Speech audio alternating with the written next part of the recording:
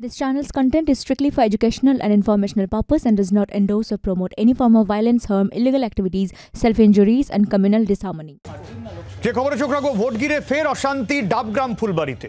ফের তৃণমূল বিজেপির মধ্যে গন্ডগোল, বিজেপি বিধায়ককে ঘিরে বিক্ষোভ, পশ্চিম ধনতলার বুথে ভোটারদের প্রভাবিত করার অভিযোগ এবং এই অভিযোগ উঠেছে তৃণমূল কংগ্রেসের বিরুদ্ধে।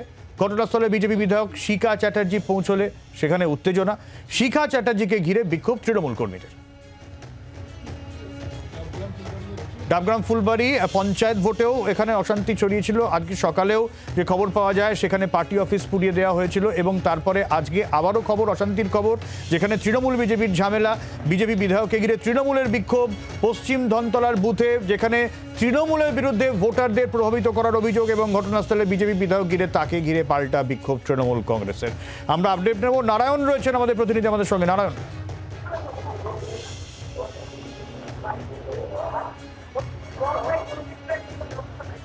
নারায়ণ শোনা যাচ্ছে? হ্যাঁ, আরেকবার যদি নারায়ণ, পশ্চিম ধনতলার বুথে যে অভিযোগ উঠেছে ঠিক কি? দেখো, ডাবগ্রাম পশ্চিম ধনতলা 301 নম্বর বুথে বিজেপি বিধায়ককে ঘিরে বিক্ষোভ দেখানো শুরু হয়েছে। অভিযোগ ছিল যে ওখানকার শাসক দলের থেকে অভিযোগ যে বিজেপির বিধায়ক শিখা চট্টোপাধ্যায় পশ্চিম ধনতলার 301 নম্বর বুথ চত্বরে গেলে সেখানে তাকে ঘিরে ধরেন তৃণমূল থেকে, কারণ তিনি নাকি গন্ডগোল পাকাতে আসছে। যা নিয়ে শুরু হয় দুই পক্ষের মধ্যে বচসা, এক সময় দেখা যায় হাতা পায়ে জড়িয়ে যায় এবং গন্ডগোলটা তীব্র আকার ধারণ করে। পরবর্তীতে পুলিশ গিয়ে সেই গন্ডগোল সামাল দেয়। এই মুহূর্তে কিন্তু পরিস্থিতি কিছুটা হলেও থমথমে, তবে ভোট প্রক্রিয়া কিছুক্ষণের জন্য বন্ধ হলো, আবার পুনরায় ভোট প্রক্রিয়া চালু হয়েছে। এই মুহূর্তে সুবিঘ্নেই ভোট চলছে, রয়েছে সেন্ট্রাল ফোর্সও। আগে অনেক ধন্যবাদ নারায়ণ।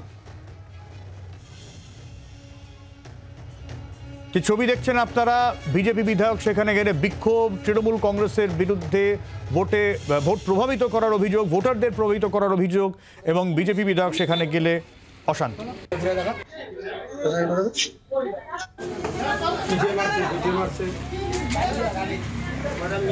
কি দিয়ে মারধর করলো ওরা? আমি আমার পার্টিতে এখানে আসে ছিল।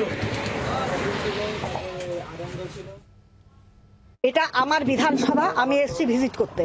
ক্যান্ডিডেট এসছেন, তার বুথগুলো কেমন হচ্ছে সেটা দেখার জন্য। এখানে এসে রে রে করে তেড়ে উঠছে একজন তো মানে টিএমসির ক্যান্ডিডেটের নাম লেখা ইয়ে পড়ে ঘুরছে, একটা আপনার কার্ড একটা বুকে নিয়ে ঘুরছে। ওটা বলা হয়েছে কেন? এটা বলা চলবে না, ওটা ঠিকই করছে, এখনই ইয়ে করেছে, ইয়ের থেকে বেরোলো। 1 নম্বর। দ্বিতীয় নম্বর, মাঠে যাওয়ার সঙ্গে সঙ্গে রে রে করে তেড়ে আসলো, সব নিকাল দিয়ে মাঠ পরিষ্কার করো, মাঠ পরিষ্কার করো। যে ব্যক্তি বলছেন তার পরিচয় কি? তিনি তৃণমূলের নেতা ছাড়া কিছু নাই। কি যেন নাম বললো, সুরজিৎ নাকি যেন নাম বললো, হ্যাঁ সুরজিৎ দাস নাকি কোনো একটা মানে তৃণমূলের ওই ফরু নেতা আর কি, কিছু থাকে না, তারা অত্যাধিক মানে টিএমসি ভক্ত হয়ে গেছে, তারা ওই সমস্ত করলো। স্লিপ লেখালেখি করছিলাম, ঠিক আছে।